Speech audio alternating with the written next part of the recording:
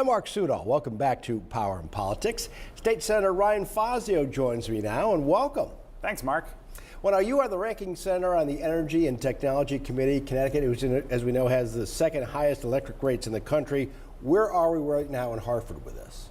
Well, we're at the beginning of the legislative session. I have co-authored an updated 6-point energy plan that I'm very confident would reduce rates by $400 for the average family in the state. We know Connecticut's electric rates are just too darn high, Yes. and we know that state policies bear responsibility for them. So we need state leadership and state action in order to help ameliorate the situation, reduce costs for hardworking people in this state. The first part of our plan calls for cutting those public benefits charges from your electric bill. That's a hidden tax that funds over 40 different government programs through our electric bill rather than through the government budget like everything else, requiring it to go through a cost-benefit analysis to justify its worth. Instead, you're just automatically taxed every single month, every single year, in and out about 15 to 20% of your bill in those public benefits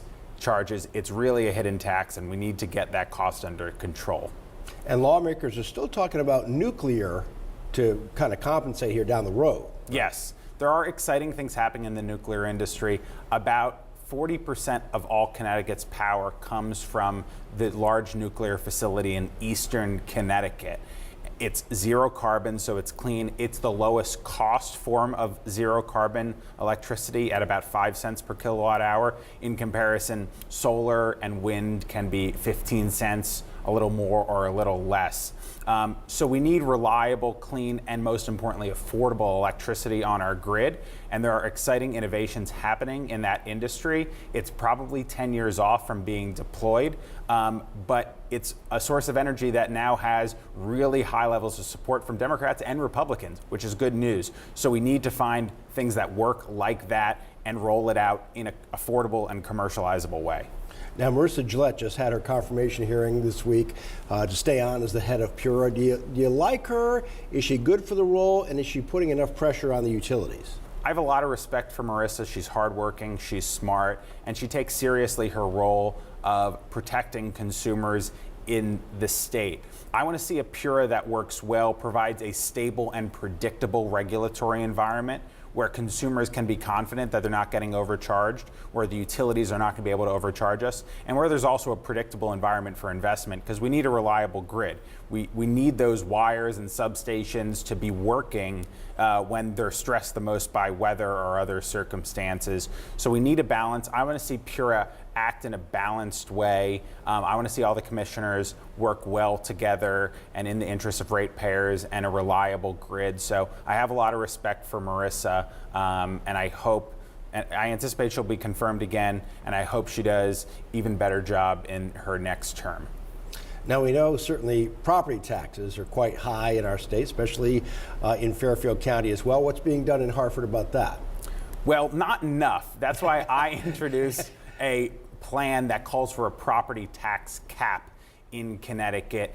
Connecticut has the third highest property taxes in the entire country, according to a new study, and they keep going up just one direction. Right. So we need to get those under control.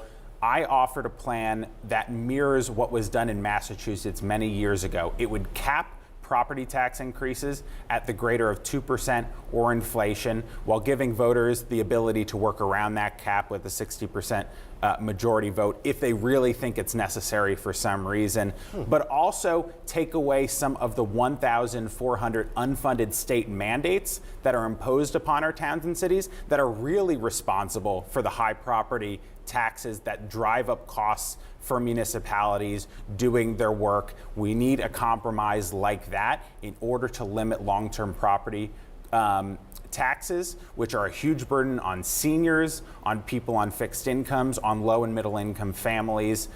We have to get this under control, but we can. Other states have done it, and I think the plan that I introduced will go a long way towards providing relief. What are some of the other issues right now of this new legislative session? Well, the budget is going to be the biggest question that our state legislature and the governor address this year.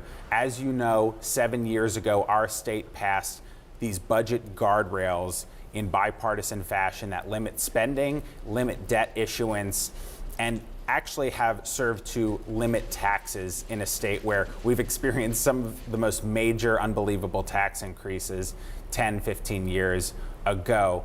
Now there's a question of whether we should break that spending cap. We should pay down less of our debt, and we have enormous debt burden. I'm very concerned that if we go that route, if we break the volatility cap and the spending cap, we use gimmicks to spend and borrow more money, that we're going to return to the tax increases of the past. Today's spending increases, if we break the budget guardrails today, it will mean higher taxes on middle-class families in the future. So I want to fight to protect those budget guardrails.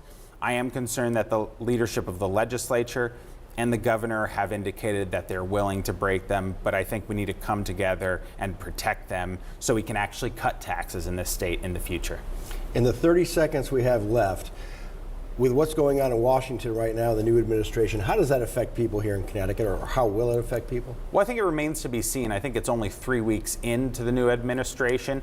And as state leaders, we have to be reactive to things that we see coming down from the federal level, hopefully act in a bipartisan fashion in order to protect everyone in our state. Hopefully we can reduce inflation and the cost of living in bipartisan fashion. Hopefully we can protect the public safety in bipartisan fashion. But we have to take everything as it comes and try to do the best we can with that. All right, Ryan, thank you so much. Thank you, Mark.